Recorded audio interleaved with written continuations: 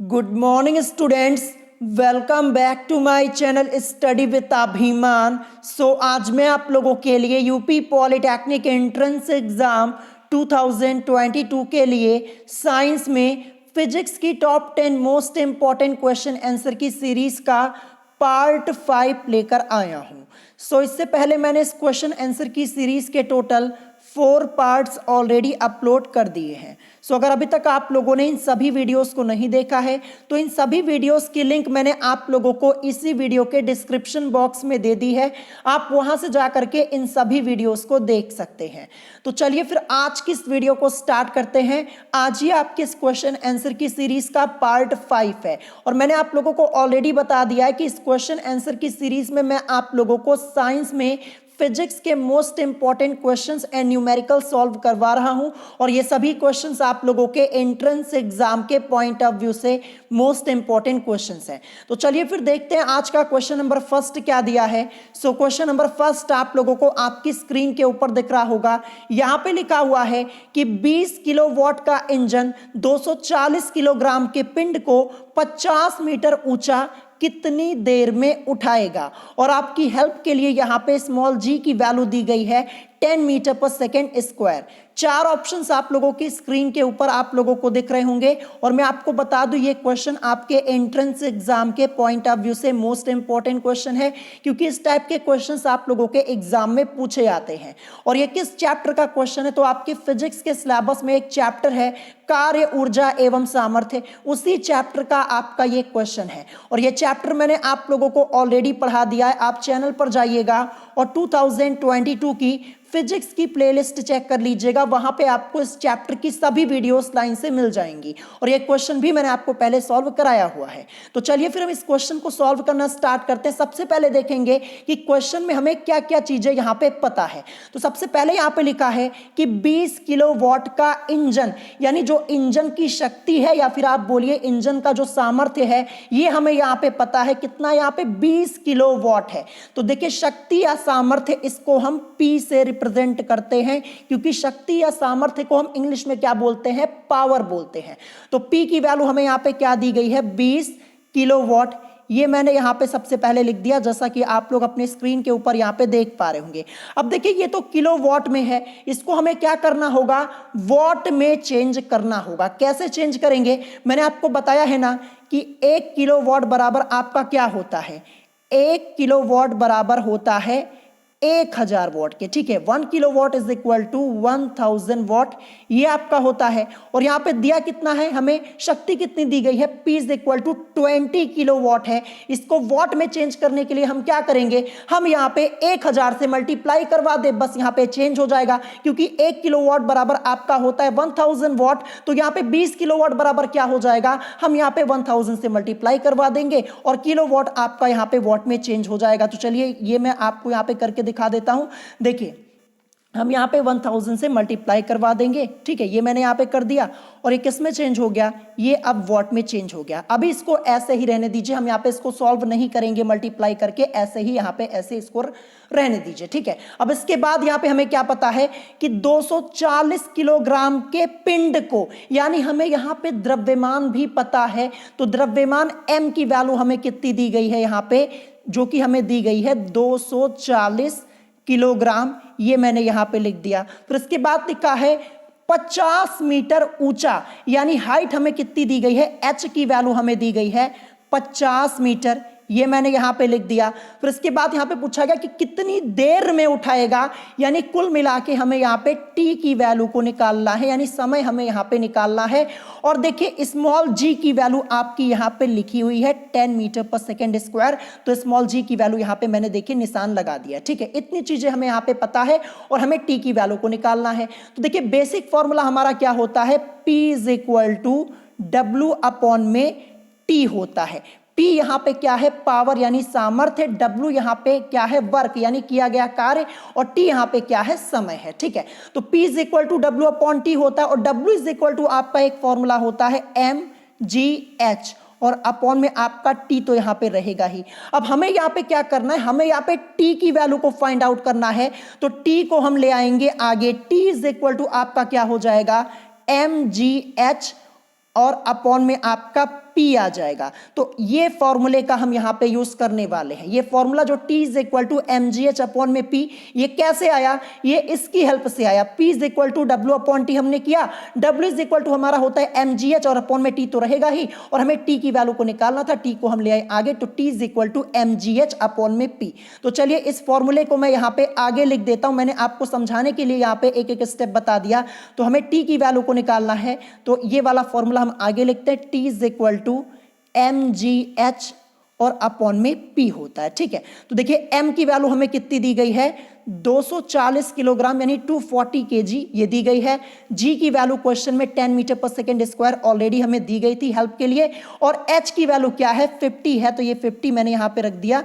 यहाँ पे लिखा हुआ है ना, जैसा कि आप लोग देख पा रहे होंगे 50 मीटर ऊंचा ना, H की वैल्यू 50 मीटर हमें दी गई थी, ये मैंने यहाँ पे पुट कर दी। और अपॉन P की वैल्यू, देखिए P की वैल्यू आपको यहाँ पे 20 किलोवाट में दी गई थी, हमने चेंज किया तो 20 इंटू 1000 वाट हो गया था, तो 20 और इंटू 1000 वाट ये हम यहाँ पे पुट कर देंगे। अब देखिए ये जीरो से ये जीरो कैंसिल हो जाएगा, ये जीरो से ये जीरो आपका कैंसिल हो जाएगा, एंड ये जीरो से ये जीरो आपका कैंसिल हो जाएगा। ठीक है, अब देखिए ऊपर क्या बचा, 24 इंटू 5 यानी 24 गुणे 5, और अपॉन में क्या बचा हुआ है 20, तो देखिए 24 इंटू 5 और अपॉन में आपका क्या बचा है 20 बचा है। 5 1 जा 5, 5 4 जा 20, 4 1 जा 4 और 4 6 जा 24, यानी T की वैल्यू हमें क्या मिली, T इज इक्वल टू हमें 6, और किस में आएगा, सेकेंड में आएगा, और यही इस क्वेश्चन का करेक्ट आंसर हो जाएगा। ठीक है, तो 6 सेकेंड देखते हैं कहां पे दिया गया है, ये आपका दिया गया ऑप्शन ए में, सो ऑप्शन ए इस क्वेश्चन का करेक्ट आंसर हो जाएगा। तो मैंने आपको यहाँ पे एक एक स्टेप सॉल्व करके समझा दिया, कैलकुलेशन भी करके बता दी। देखिए मैं आपको क्वेश्चन इतना डिटेल में इसलिए समझाता हूं ताकि एक बार में आपको समझ में आ जाए। मैं चाहता तो ये क्वेश्चन यहाँ पे मात्र 25 सेकेंड के अंदर सॉल्व कर देता, या इससे भी कम में मैं सॉल्व कर सकता हूं, लेकिन आपका समझना जरूरी है, इसीलिए मैं आपको यहां पे एक एक स्टेप समझा देता हूं। देखिए एक से दो बार आप प्रैक्टिस कर लीजिएगा, यही क्वेश्चन आप 15 से 20 सेकंड के अंदर सॉल्व कर पाएंगे। ठीक है, अब चलिए इसके बाद देखते हैं next question, question number second क्या दिया है। क्वेश्चन नंबर सेकंड आपको आपकी स्क्रीन के ऊपर दिख रहा होगा। क्वेश्चन लिखा है कि निम्नलिखित में से विद्युत विभव का MKS मात्रक क्या होता है। ध्यान रखिएगा यहां पे MKS मात्रक पूछा जा रहा है, ऐसे क्वेश्चंस आप लोगों से जरूर पूछे आते हैं। मैं आपको बता दूं, देखिए भौतिक राशियों और उनके मात्रक के ऊपर एक अलग वीडियो मैंने बनाई हुई है, जहां पे मैंने आपको सभी भौतिक राशियों के मात्रक बताए हुए हैं। आप चैनल पर जाइएगा और 2022 की प्लेलिस्ट चेक कर लीजिएगा फिजिक्स की, वहां पे आपको ये वीडियो मिल जाएगी। और जितने मात्रक मैंने बताए हैं उतना ही पढ़ लेंगे ना, उतने में से ही आपके एंट्रेंस एग्जाम में पूछा जाता है, तो उस वीडियो को जरूर देख लीजिएगा। तो चार ऑप्शंस आप लोगों की स्क्रीन के ऊपर आपको दिख रहे होंगे। Question number second correct answer आपका हो जाएगा ऑप्शन बी यानी वोल्ट। ध्यान रखिएगा कि विद्युत विभव का MKS मात्रक क्या होता है, तो विद्युत विभव का MKS मात्रक होता है वोल्ट। ऑप्शन बी इस क्वेश्चन का करेक्ट आंसर आपका हो जाएगा। अब चलिए इसके बाद देखते हैं next question, question number third.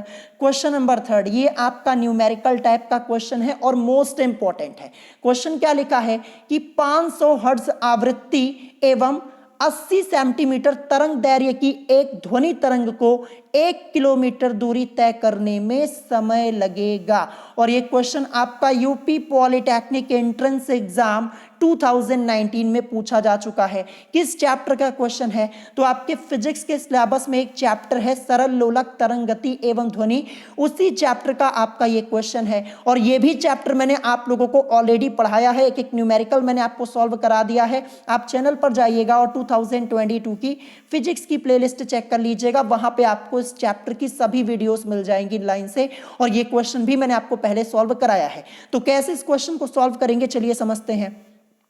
सबसे पहले देखेंगे कि क्वेश्चन में हमें क्या क्या चीजें यहां पे दी गई हैं। सबसे पहले लिखा है कि 500 हर्ट्ज आवृत्ति यानी फ्रीक्वेंसी हमें पता है। देखिए आवृत्ति को हम n से रिप्रेजेंट करते हैं, n की वैल्यू हमें कितनी दी गई है 500 हर्ट्ज दी गई है।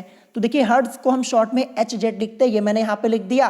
फिर इसके बाद लिखा है कि 80 सेंटीमीटर तरंग दैर्घ्य। देखिए तरंग दैर्घ्य इसको हम लैम्डा से रिप्रेजेंट करते हैं, और वैल्यू यहां पे इसकी कितनी दी गई है 80, और ये सेंटीमीटर में दी गई है। देखिए ये सेंटीमीटर में है, इसको हमें सबसे पहले क्या करना होगा, मीटर में चेंज करना होगा, नहीं तो ये क्वेश्चन आपका आगे सॉल्व ही नहीं होगा। सबसे पहले आपको यही ध्यान रखना है, जो आपका यहाँ पे तरंग दैर्घ्य दी गई है यहाँ पे, इसको हमें क्या करना होगा, इसको हमें सेंटीमीटर से मीटर में चेंज करना होगा। तो मीटर में चेंज करने के लिए क्या करेंगे, देखिए आप सब लोग जानते हैं कि 1 मीटर बराबर आपका क्या होता है, 100 सेंटीमीटर होता है, और यहाँ पे 80 सेंटीमीटर है। तो इसको मीटर में चेंज करने के लिए क्या करेंगे, हम इसमें केवल 100 से डिवाइड कर देंगे, सेंटीमीटर आपका मीटर में चेंज हो जाएगा। बस यही हमें करना है। तो चलिए इसको हम यहाँ पे सॉल्व करते हैं। तो देखिए 80 सेंटीमीटर है, इसको हमें मीटर में चेंज करना है, तो अपॉन में 100 से डिवाइड कर देंगे, ये हो जाएगा मीटर में चेंज। ये मैंने यहाँ पे कर दिया। फिर इसके बाद क्या लिखा है, यहाँ पे लिखा कि 80 सेंटीमीटर तरंग दैर्घ्य की एक ध्वनि तरंग को 1 किलोमीटर दूरी तय करने में समय लगेगा। तो दूरी हमें कितनी दी गई है, दूरी हमें यहाँ पे दी गई है, एस की वैल्यू हमें यहाँ पे दी गई है 1 किलोमीटर। अब देखिए 1 किलोमीटर में आपके कितने मीटर होते हैं, 1000 मीटर, यानी 1000 मीटर होता है। तो किलोमीटर को हमें मीटर में चेंज करना होगा, तो एस की वैल्यू हमारी यहाँ पे क्या हो जाएगी, देखिए किलोमीटर में था, इसको हमने मीटर में चेंज कर लिया, 1000 मीटर ये हो जाएगी। यहाँ तक हमने सॉल्व कर लिया, यहां तक हमने यहाँ पे जो जो चीजें दी गई थी हमने नोट कर ली। फिर इसके बाद लिखा है कि कितना समय लगेगा, यानी टी की वैल्यू को हमें यहाँ पे निकालना है, समय हमें यहाँ पे निकालना है। लेकिन उससे पहले हमें यहाँ पे वी की वैल्यू को भी तो निकालना होगा। जब तक वी की वैल्यू हमें यहाँ पे नहीं पता होगी तब तक ये हमारा क्वेश्चन सॉल्व नहीं होगा। यानी वी, वेग की वैल्यू को भी हमें यहाँ पे सबसे पहले निकालना होगा। तो बेसिक फॉर्मूला हमारा होता है v is equal to n lambda, ये फॉर्मूला होता है। अब देखिए v की वैल्यू हमें यहां पे निकालनी है, इसी फॉर्मूले की हेल्प से अभी हम v की वैल्यू को निकाल लेंगे। तो देखिए n की वैल्यू हमें कितनी दी गई है, 500 हर्ट्ज, यानी 500 हर्ट्ज n की जगह रखेंगे, इनटू लैम्डा की वैल्यू क्या है, लैम्डा की वैल्यू हमें 80 सेंटीमीटर दी गई थी, मीटर में चेंज किया तो 80 और अपॉन में 100 हो गया, ये मीटर में हो गया था हमारा। अब इसी को हम सॉल्व कर लेंगे। देखिए ये 0 से ये 0, ये 0 से ये 0 कैंसिल हो जाएगा। अब देखिए 80 की मल्टीप्लाई आप किस में करवा दीजिए, 5 में, तो आपको क्या मिलेगा, 400। और ये हमने क्या निकाला है, हमने वेग v की वैल्यू को निकाला है ना, v is equal to n lambda होता है। तो v की वैल्यू हमें यहां पे पता चल चुकी है 400 मीटर पर सेकेंड। तो चलिए मैं v की वैल्यू को अब ऊपर लिख देता हूं। देखिए v की वैल्यू के आगे मैंने यहां पे क्वेश्चन मार्क लगाया हुआ था, तो v की वैल्यू हमें कितनी मिल गई, 400 मीटर पर सेकेंड। अब हमें यहाँ पे क्या करना है, समय निकालना है। तो देखिए समय बराबर हमारा फॉर्मूला क्या होता है, समय बराबर फॉर्मूला हो जाएगा दूरी और बटे में क्या हो जाएगा, बटे में हो जाएगा वेग। इसी फॉर्मूले का यूज करेंगे। दूरी कितनी है, 1000 मीटर। देखिए 1 किलोमीटर दिया था, इसको हमने चेंज किया यहाँ पे मीटर में, तो 1000 मीटर, और वेग हमने कितना निकाला, 400 मीटर पर सेकेंड, ये निकाला हुआ था। अब इसी को हम सॉल्व कर लेते, 0 से ये 0 कैंसिल, ये 0 से ये 0 कैंसिल, 10/4 है, इसको आप सॉल्व करेंगे। सॉल्व करने पर आपको क्या मिलेगा, 2.5 और सेकंड में आपका आएगा। ठीक है, तो हमने यहाँ पे क्या किया, हमने यहाँ पे निकाल लिया, समय हमें कितना मिल गया, 2.5 सेकंड। अब सेकंड में ही क्यों आएगा ये भी मैं आपको समझा देता हूं। देखिए इसको भी अच्छे से समझ लीजिए। दूरी हमारी जो है वो 1000, ये मीटर में है, ठीक है, मीटर में है, ये मैंने यहाँ पे लिख दिया। और वेग हमारा किस में था, 400 मीटर पर सेकंड में था। ठीक है, ये मैंने लिख दिया। अब देखिए हमने सॉल्व किया, 0 से ये 0, ये 0 से ये 0 कैंसिल हो गया, बचा क्या, 10/4। जब आप इसको डिवाइड करेंगे, सॉल्व करेंगे, आपको क्या मिलेगा, 2.5 मिलेगा। यहां तक हो गया ना। फिर इसके बाद देखिए ये मीटर से ये मीटर आपका कैंसिल हो जाएगा, केवल बचा क्या, एस, और एस से मतलब हमारा सेकेंड, यानी 2.5 सेकेंड। तो ऐसे आपका ये सेकेंड में आया। ये मैंने आपको क्यों सॉल्व करके दिखाया, क्योंकि देखिए यहाँ पे 2.5 सेकेंड ये आपका ऑप्शन में दिया गया है, और 2.5 मिनट भी दिया गया है आपको कंफ्यूज करने के लिए। तो सेकेंड में आएगा, कैसे आएगा ये भी मैंने आपको सॉल्व करके बता दिया है। ठीक है, आई होप आपको यहाँ पे समझ में आ गया होगा। देखिए लास्ट में हमारा क्या आया था, लास्ट में हमारा 1000 था, एंड अपॉन में आपका यहाँ पे 400 था। ये देखिए जो दूरी थी आपकी 1 किलोमीटर में दी गई थी, मीटर में चेंज किया तो 1 किलोमीटर बराबर 1000 मीटर होता है, और वेग हमने निकाला था 400 मीटर पर सेकेंड, यही तो निकाला हुआ था। अब देखिए ये 0 से ये 0, ये 0 से ये 0, 10/4 है। देखिए जब आप डिवाइड करेंगे, देखिए ये देखिए मैं आपको डिवाइड करके भी दिखा देता हूँ, 4 2 जा 8। अब देखिए 10 में से 8 जाएगा 2, अब तो यहाँ पे डिवाइड होगा नहीं, पॉइंट लगाएंगे, 0 बढ़ेगा, 4 5 जा 20। यहां तक हमने सॉल्व कर लिया, 2.5 आया, 2.5 मिला। ये मीटर से मीटर कैंसिल, बचा क्या, केवल सेकंड में ही तो बचा, तो ऐसे ही तो आएगा 2.5 सेकंड। तो आई होप आपको आपका ये स्टेप क्लियर हो गया होगा। एक एक पॉइंट मैंने आपको यहाँ पे डिटेल में समझा दिया, आपको आसानी से समझ में आ गया होगा। आप 2 से 3 बार प्रैक्टिस कीजिए, ये क्वेश्चन आसानी से सॉल्व कर पाएंगे। एक बार मैं फिर से आपको बता दूं, देखिए मैं आपको इतना डिटेल में क्वेश्चन इसलिए समझाता हूं ताकि एक बार में आपको समझ में आ जाए। अब आप 1-2 बार प्रैक्टिस करेंगे, यही क्वेश्चन आप 30 से 35 सेकंड के अंदर सॉल्व कर पाएंगे। ठीक है, अब चलिए इसके बाद देखते हैं next question, question number 4। Question number 4 आपको आपकी स्क्रीन के ऊपर दिख रहा होगा, आपके एंट्रेंस एग्जाम में आया हुआ क्वेश्चन ये भी है। यहां पे लिखा है, यदि किसी वस्तु का द्रव्यमान 100 ग्राम तथा विशिष्ट ऊष्मा 0.11 कैलोरी पर ग्राम डिग्री सेल्सियस हो तो उसकी ऊष्माधारिता है। हमें यहाँ पे ऊष्माधारिता निकालनी है। ये क्वेश्चन आपका यूपी पॉलिटेक्निक एंट्रेंस एग्जाम 2018 में ऑलरेडी पूछा जा चुका है। टोटली ये यहाँ पे क्वेश्चन जो आपका है ये फॉर्मूला बेस्ड क्वेश्चन है।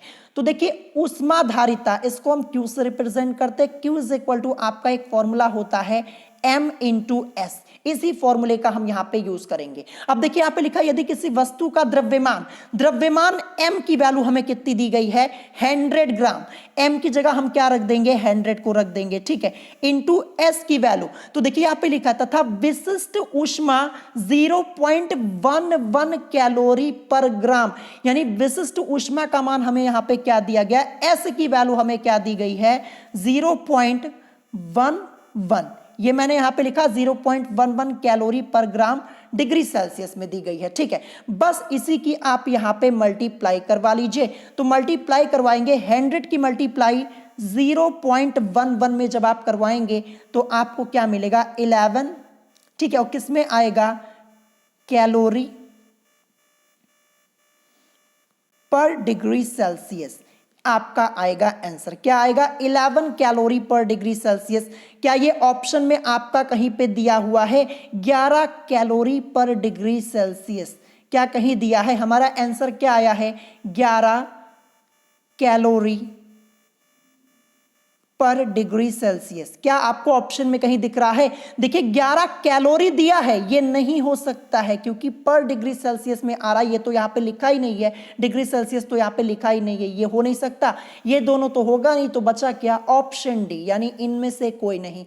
यही इस क्वेश्चन का करेक्ट आंसर हो जाएगा। देखिए सिंपल सा क्वेश्चन था, बस आपको फॉर्मूला पता होना चाहिए। अब देखिए 11 तो आया हुआ है, लेकिन कैलोरी पर डिग्री सेल्सियस में यहाँ पे कैलोरी दिया हुआ है, इसमें कंफ्यूज मत होइएगा। आप इस पे टिक नहीं कर सकते क्योंकि यहाँ पे 11 कैलोरी पर डिग्री सेल्सियस में आया है, तो ये भी लिखा होना जरूरी है, जो कि यहाँ पे है नहीं। ठीक है, तो ऑप्शन डी करेक्ट हो जाएगा। अब चलिए इसके बाद देखते हैं नेक्स्ट क्वेश्चन, क्वेश्चन नंबर 5।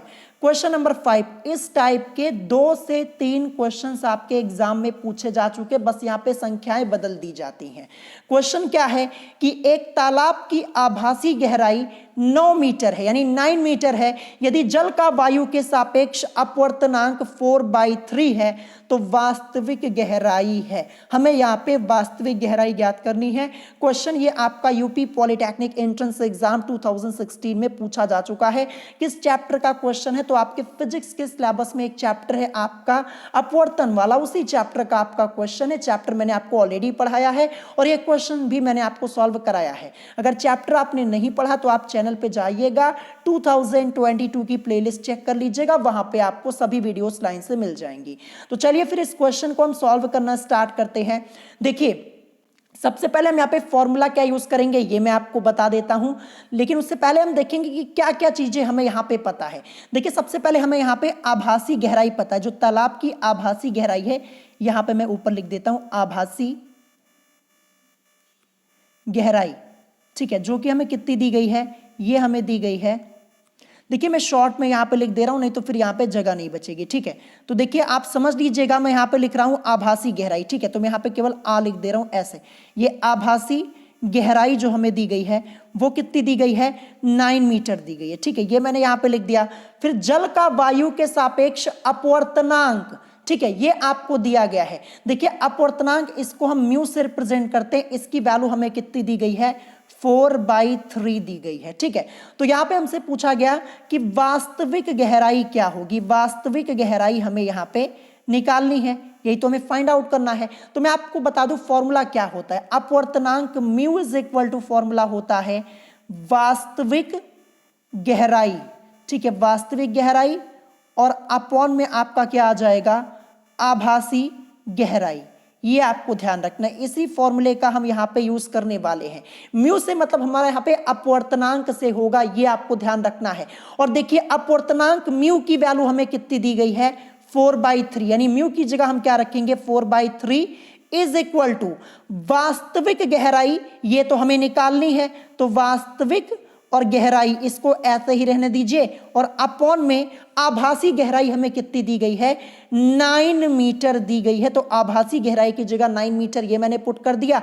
अब यहाँ पे क्रॉस मल्टीप्लाई आप करवा लीजिए, ठीक है। तो देखिए हमें क्या करना है, वास्तविक गहराई निकालना है, तो वास्तविक गहराई को हम आगे ले आते हैं, ठीक है। अब देखिए 9 की मल्टीप्लाई 4 में, यानी वास्तविक गहराई, रुकिए मैं यहाँ पे लिख देता हूँ वास्तविक और गहराई, शॉर्ट में मैंने यहाँ पे लिख दिया। तो देखिए 9 इंटू 4 हो जाएगा, और वास्तविक गहराई को हम ऑलरेडी आगे ले आए हैं, और ये बचा 3 अपॉन में 3 आपका हो जाएगा, ठीक है।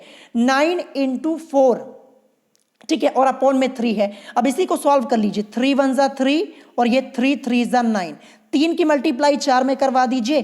3 इंटू 4 करेंगे तो आपको मिलेगा 12 और मीटर में आएगा। तो 12 मीटर इस क्वेश्चन का करेक्ट आंसर हो जाएगा। कहां पे दिया गया है 12 मीटर, ये आपका दिया गया ऑप्शन ए में। सो ऑप्शन ए इस क्वेश्चन का करेक्ट आंसर हो जाएगा। एक बार मैं फिर से आपको समझा दूं, देखिए हमें यहाँ पे अपवर्तनांक म्यू की वैल्यू दी गई थी, ठीक है। फॉर्मूला हमारा क्या होता है, म्यू इज इक्वल टू हमारा फॉर्मूला होता है वास्तविक, देखिए शॉर्ट में लिख रहा हूं वास्तविक गहराई, ठीक है, वास्तविक गहराई, और अपॉन में क्या होता है, अपॉन में होता है आभासी गहराई।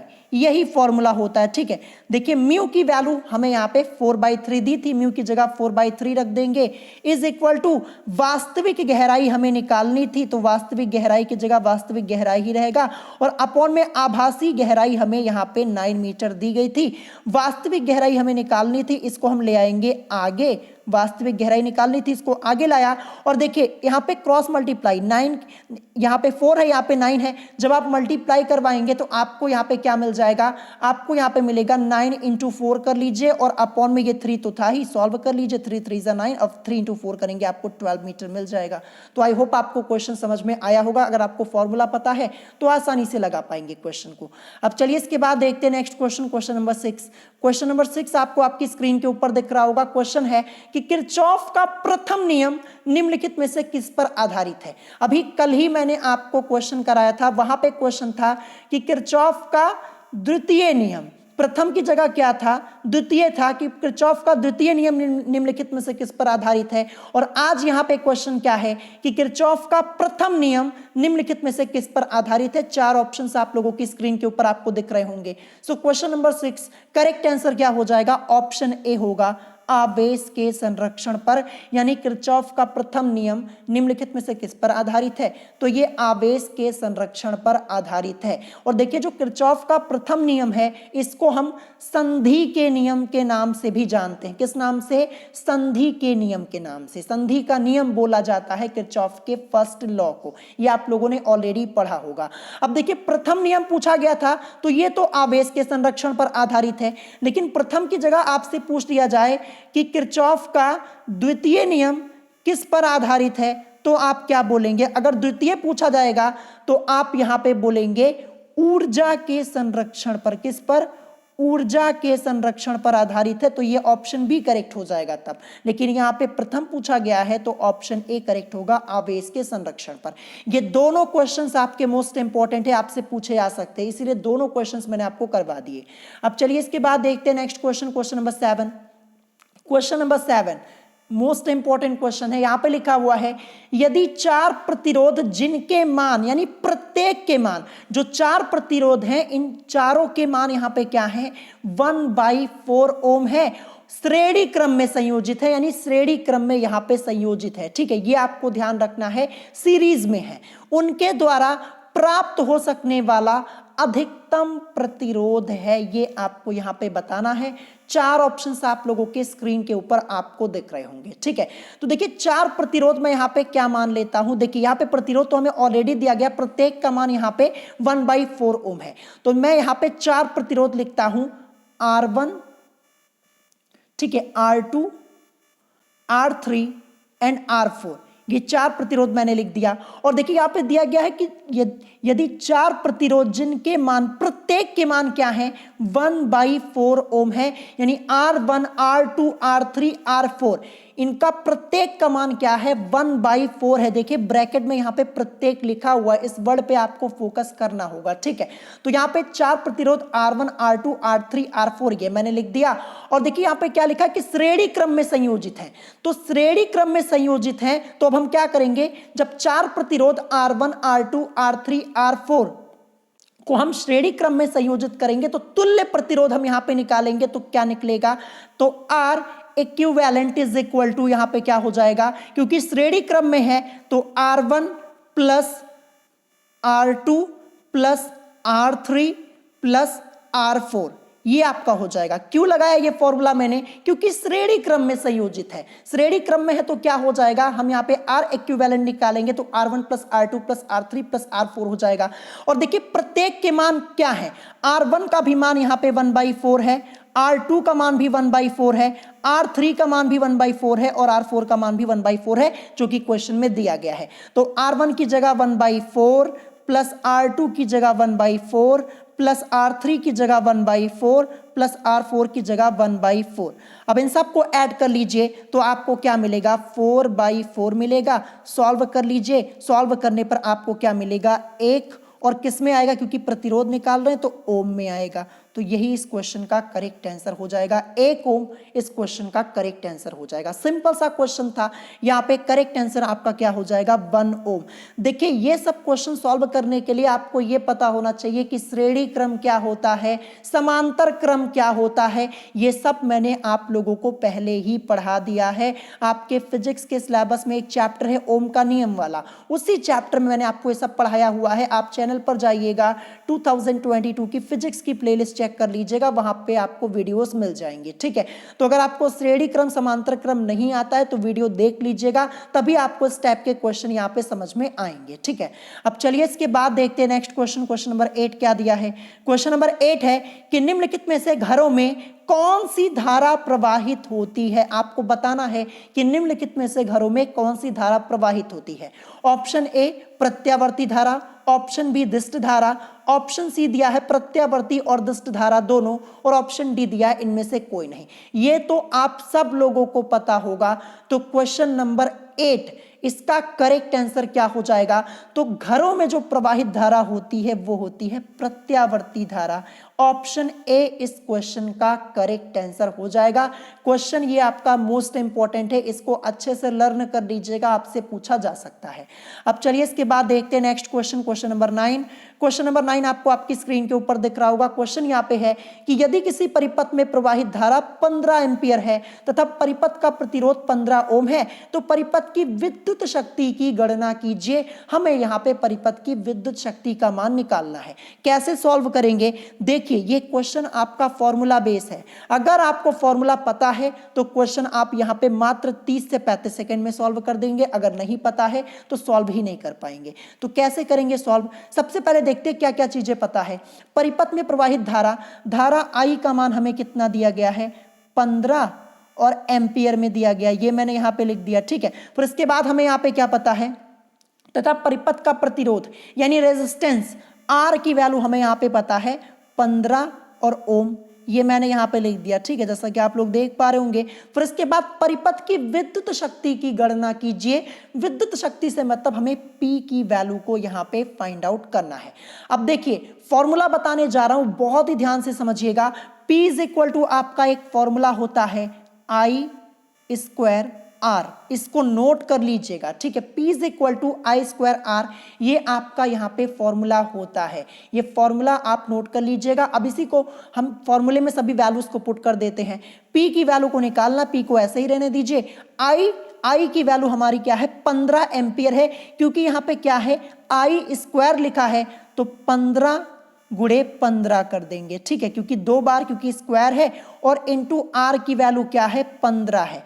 इन सब की मल्टीप्लाई आप लोग करवा लीजिए। मल्टीप्लाई करवाने पर पी की वैल्यू आपको क्या मिलेगी, 3375, और किस में आएगी, वॉट में आएगी। ध्यान रखिएगा 3375 यानी 3375 वॉट, यही इस क्वेश्चन का करेक्ट आंसर होगा, जो कि कहां पे दिया हुआ है, जो कि आपका दिया हुआ है ऑप्शन बी में। तो ऑप्शन बी इस क्वेश्चन का करेक्ट आंसर हो जाएगा। तो ये क्वेश्चन में पूरा फॉर्मूले का खेल है। अगर आपको फॉर्मूला पता है कि P is equal to formula होता है आई स्क्वायर आर, तभी आपका ये क्वेश्चन सॉल्व होगा, नहीं तो आप सॉल्व नहीं कर पाएंगे, ठीक है। इसीलिए मैं आपको एक एक क्वेश्चन यहाँ पे सॉल्व करवा दे रहा हूँ, और न्यूमेरिकल्स में आपको ज्यादा सॉल्व करवा रहा हूँ। क्यों करवा रहा हूँ, क्योंकि फिजिक्स में आपके टोटल 25 क्वेश्चन आते हैं। 25 में से आपके मान के चलिए 15 से 16 क्वेश्चन आपको न्यूमेरिकल देखने को मिलेंगे, और जो बचे हुए क्वेश्चंस आपके होंगे 9 से 10 क्वेश्चंस, वो आपको थ्योरी बेस्ड देखने को मिलेंगे। ध्यान रखिएगा।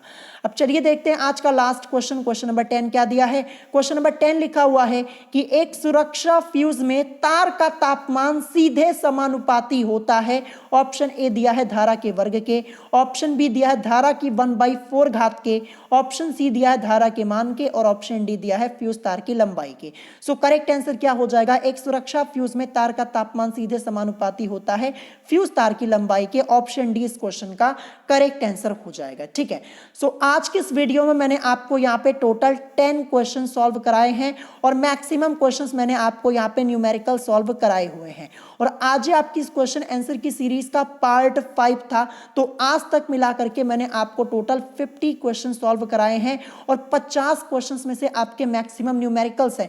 देखिए जैसे जैसे ये सीरीज आगे बढ़ती चली जाएगी, वैसे मैं आपको यहाँ पे हाई लेवल के क्वेश्चंस भी सॉल्व कराऊंगा। देखिए बेसिक से हम स्टार्ट कर रहे हैं, हाई लेवल तक जाएंगे। और देखिए ये सब क्वेश्चन आपके एग्जाम में आए हुए हैं, मैंने आपको दिखाया ना कई क्वेश्चन जो आपके न्यूमेरिकल से। देखिए ये सब क्वेश्चंस आपके बेसिक लेवल के नहीं है, ये आपके मॉडरेट लेवल के क्वेश्चन है। प्रैक्टिस आपको करनी होगी, तभी आप सॉल्व कर पाएंगे, ठीक है। तो अगर आज की इस वीडियो में आपको कोई बात नहीं समझ में आई हो, तो आप मुझसे कमेंट करके पूछ सकते हैं। अगर वीडियो पसंद आई हो तो वीडियो को लाइक करना मत भूलिएगा, और साथ ही साथ हमारे चैनल स्टडी विद अभिमान को सब्सक्राइब करना मत भूलिएगा। तो आज की वीडियो में इतना ही, मिलेंगे नेक्स्ट वीडियो में। Thanks for watching.